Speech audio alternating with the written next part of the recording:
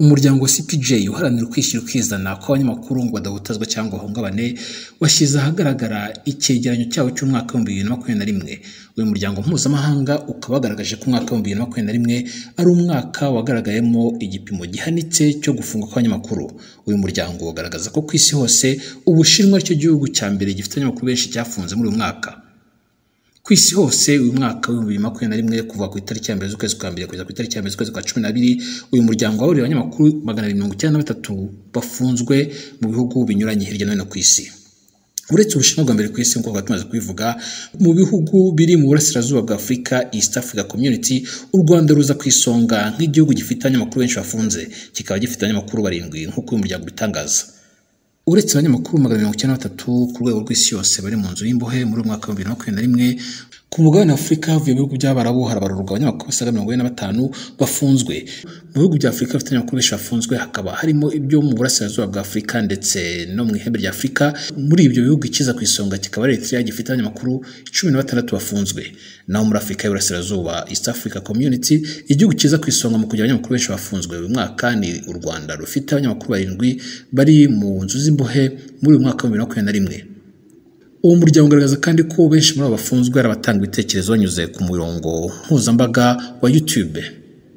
Uretse kuba muri Afurika y'Iburasirazuba igihugu cy'u Rwanda kiza ku isonga mu byafunze abanyamakuru benshi muri uyu mwaka wa 2021, hari ibindi bihugu bivugwamo ubwisanzure butari 100% ariko bikaba bitarafunze abanyamakuru n'umwe muri uyu mwaka. U Burundi buravugwa ko ubwo ari bufite abanyamakuru bafunzwe ariko nyuma yo gufungurwa nta wongeye gufungwa muri uyu mwaka wa 2021. Igihugu cya Uganda cyo nubwo harabigeze gutazwa mu matora yabaye ariko uyu mwaka nta munyamakuru n'umwe wigeze afungwa.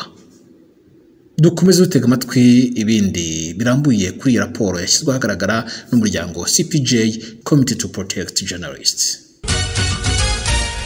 Ishamwe mpuzamakungu ryitaho ubwigenge bwo gutangaza amakuru CPJ mu mpfunyapfunyo ryemeza ko abamenyesha amakuru bagera ku 293 ku isi yose ari bafunzwe mu karere ka Afrika mu buseruko n'ihembe rya Afrika. Ibihugu vya Eritrea, Ethiopia n'u Rwanda biza ku isonga mu biharurwamwo abamenyesha amakuru benshi bari mu mvuto. Ibindi reka tubibaze umenyesha amakuru y'Ijwi Amerika i Nairobi muri Kenya, Eloge Wirikaneza. Ikiganiro cy'umwaka cyasohowe na CPJ kuri uyu wa kane cyerekana ibitigiri byo gushika ku itariki ya mbere ku kwezi kwa 12. Uwo muryango ufite icyicaro i New York muri Amerika wemeza ko umwaka wa 2021 wabaye mubi cyane kandi uruhije ku banyamakuru muri rusange ku isi yose. Kugeza kuri iyo tariki abamenyesha amakuru bagera ku 293 nibo CPJ yamenye ko bari bafunzwe mu bihugu bitandukanye bazira umwuga wabo. Ubushinwa buza ku isonga ry'ibihugu bifite abamenyesha amakuru benshi bafunzwe, bukaba bufunze abagera kuri 50. Hakurikira ibihugu vya Myanmar kirimo afunzwe 26, Misiri 25 na Vietnam 23. Muri Afrika turetse Misiri mu buraruko mu turere twa Afrika y'ubuseruko n'ihembe rya Afrika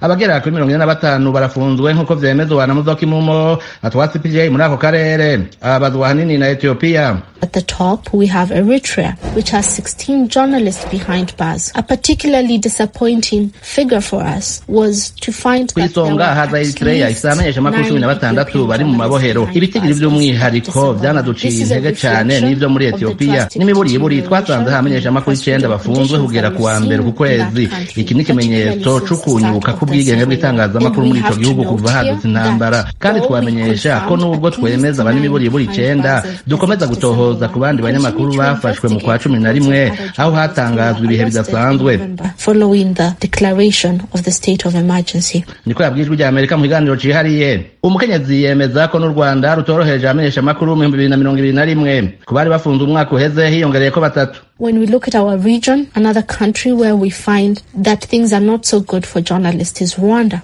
In our data this year, we found that there were at least 7 journalists. Akarere kacu dusanga ikindi gihugu ibintu atari vyiza ku banyamakuru ari u Rwanda. Kugera ku itariki ya mbere uyu mwaka twasanze abagera kuri 7 bari bafunzwe, hiyongereye ko 3 kubo mu mwaka uheze. Benshi muri bo bakorera urubuga rwa YouTube bagashikiriza canke bagahijamba abantu bashikiriza ibintu mu Rwanda bakora ko bagasha. Iyi ngendo iteye akoba gose. This trend is extremely worrying. Avuga nka Muzoki Mumo, Perezida Paul Kagame amenyereye kandi ivyo banenga bimushikako. Mu nama y'abayobozi mu mpera z'ukwezi kwa 11 yabikomojeho, asanga hatobanza kwihutirwa gufunga mu gihe abantu bashobora kubeshuzanya ku makuru atangwa. Uko niko abisobanura Paul Kagame. cyane cyane n'ibijyanye na za social media bifite icyo bimaze, wenda biha uburenganzira abantu benshi gutanga ibitekerezo byabo uko bimeze kose, byaba bibi byaba byiza, ariko hakwiye kubaho uburyo butandukanye buhangana n'icyo kibazo, bitari amategeko gusa cyangwa kubibuza cyangwa kino.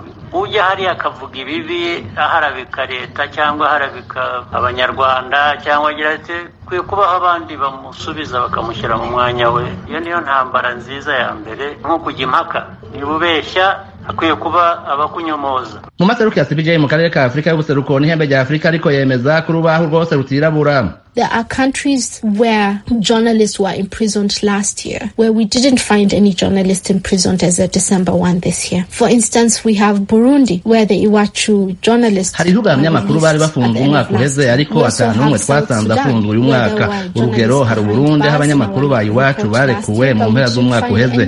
Dufite na Sudani y'umanuko aho muri raporo y'umwaka uheze hari abafunzwe. Mugabo uyu mwaka nta n'umwe cyo kimwe na Uganda. None izi mpinduka zoba zerekana igicapo cyiza muri byose mu kumenyesha amakuru muri ibi bihugu, Burundi, Sudani y'Amajepfo na Uganda. Habanamba kuko hata munyamakuru yari afunzwe kugera ku wa mbere ku kwezi. Abanyamakuru baracahura n'ibibazo bikomeye muri ivyo bihugu. Major challenges for journalists in those countries. Niko yemeza. Muri aka karere iruhande y'abamenyesha amakuru bafunzwe hari n'abishwe. Babiri muri Somalia bahitanywe n'abihevyi ba El Shabab hamwe n'umwe muri Ethiopia. Mu bafunzwe bose nta mukenyezi n'umwe arimwo, mu gihe mu mwaka uheze hari babiri bo mu Burundi bari bafunzwe. Eloge Burikaneza, Ijwi rya Amerika.